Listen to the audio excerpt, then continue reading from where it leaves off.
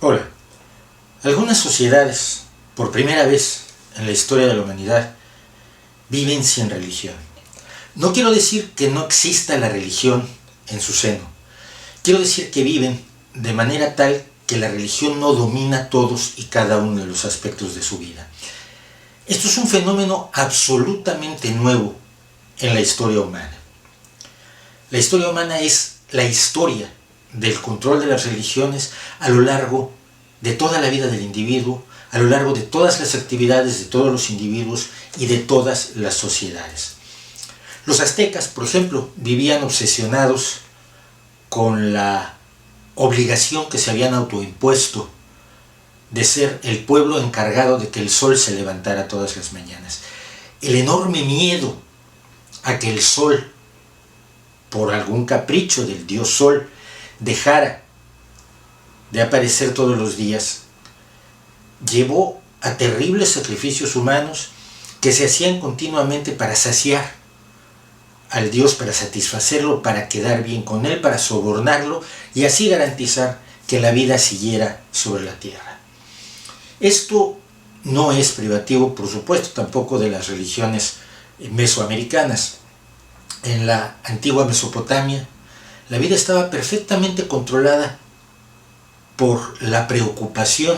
de lo que los dioses podían hacernos si los ofendíamos. En una sociedad en la que los poderosos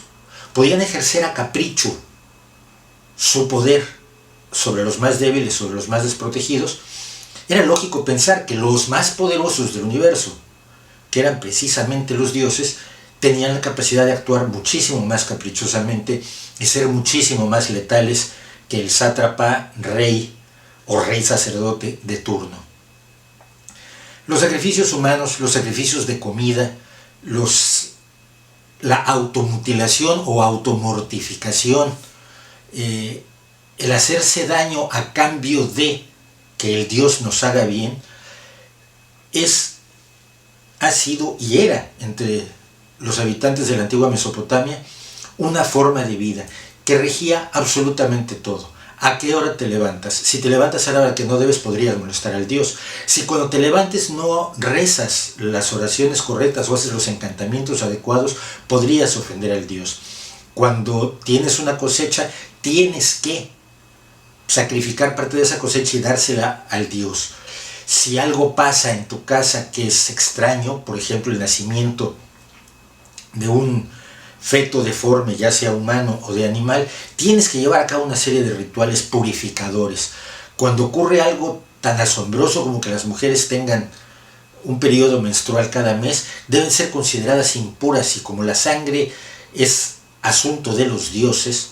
deben someterse a determinados rituales y además deben alejarse de la sociedad durante los días en que están sangrando y los días anteriores y posteriores. Todas las actividades humanas, el comer, el dormir, el caminar, el cosechar, el mirar o no mirar al rey, el con quién casarse, el cuántos hijos deben tenerse, todo estaba regido por la visión religiosa de cada una de las sociedades. Y curiosamente, aunque todas las sociedades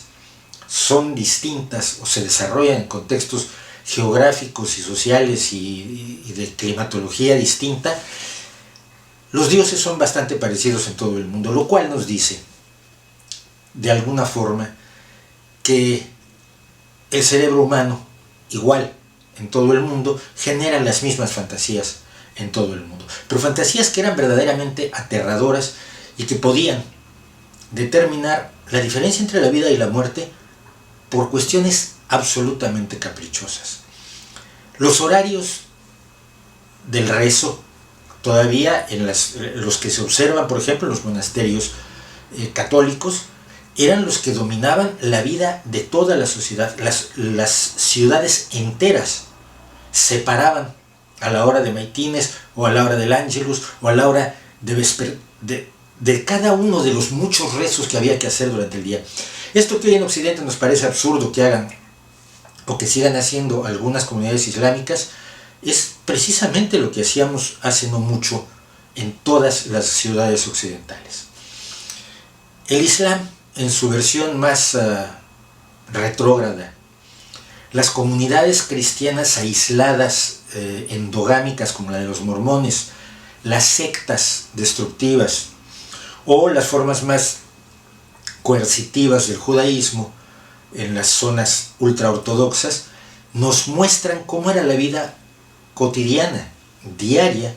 de todos y cada uno de nuestros antepasados hasta hace muy poco tiempo. Y por muy poco tiempo quiero decir incluso principios mediados del siglo XX. La liberación de las obligaciones que impone la creencia en una religión, la concepción de que hay una serie de reglas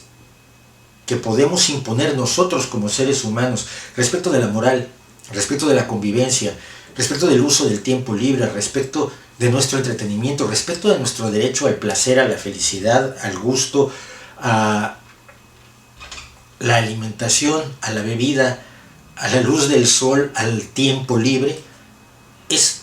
una novedad absoluta en nuestra historia. Por eso no es tan extraño tampoco que comunidades enteras que parecían haberse alejado de las supersticiones religiosas han vuelto a ellas con fuerza. Probablemente ustedes han visto fotografías de la Universidad del Cairo o de las universidades en Irán o en Afganistán en los años 50 y 60, cuando todas estas comunidades se habían, entre comillas, occidentalizado, es decir, habían dado un paso atrás respecto de la religión y un paso adelante hacia no solo los espacios de la ciencia y el conocimiento, los espacios de la libertad, de los derechos fundamentales que no dependen de Dios, que no son dados por Dios, sino que los tenemos por el mero hecho de ser humanos. Y comparación de esas fotografías de los años 50 y 60 en los países del Medio Oriente con las fotografías de hoy, donde abundan los velos, los chadores y los burkas. Esto también ocurre en un país que se pretende haber fundado sobre la modernidad, la inteligencia y una comunidad altamente culta como es Israel, y donde encuentra uno agujeros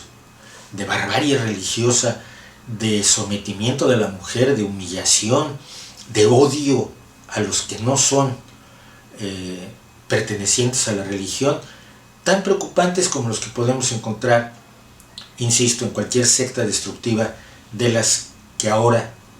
conocemos también, pero que antes eran simplemente religiones. Pensemos en Shoko Asahara, el líder pseudobudista, pero se fotografiaba con el Dalai Lama, de la secta Aum Shinrikyo, que ordenó que se atacara con gas sarín el metro de Tokio para acelerar la llegada del juicio final, donde él, por supuesto, reinaría por encima de todos y sus adeptos tendrían privilegios en la otra vida. Es una visión religiosa tan sencilla como querer tener privilegios en la otra vida, haciendo lo que uno debe hacer por su rey, su señor y su Dios en la Edad Media, durante el siglo XVII, o hoy mismo, con los líderes de las sectas cristianas aisladas, las que miran al mundo externo como el enemigo. Quizás la civilización, lo que llamamos civilización, que no es otra cosa que la ciudadanización, la conversión de nuestras sociedades agrícolas y rurales en urbanas, y curiosamente, aunque no era originalmente la etimología, la conversión de nosotros de siervos y súbditos en ciudadanos, de la grey a la que un pastor lleva hacia su Dios, a hombres y mujeres plenos de derechos, plenos de dignidad. Quizás esa civilización no es tan sólida como creemos. De allí que tenemos la responsabilidad, todos los que disfrutamos de esta civilización, de defenderla, de promoverla, de difundirla y de señalar que con todos los defectos que tiene, con todos los defectos que en muchas ocasiones los grupos alternativistas propios que se benefician de los avances del conocimiento humano, los avances de la moral humana, los avances de los derechos y la libertad, nos dicen que tiene. Muchísimos defectos seguramente que podríamos enumerar hasta el agotamiento. Y sin embargo, comparado con el mundo dominado por las religiones, el paso adelante ha sido asombroso, admirable y digno de ser continuado. Pero detrás de ello está la contradicción religiosa, está la creencia de que un algo más fuera de nuestro control, sobrenatural, infinitamente poderoso, nos puede castigar por nuestros pecados. Los únicos que podemos corregir nuestros errores somos nosotros. Los únicos que podemos castigar a quienes cometen errores somos nosotros mismos. Los únicos que podemos mejorarnos y tener la posibilidad de diseñar un mundo mejor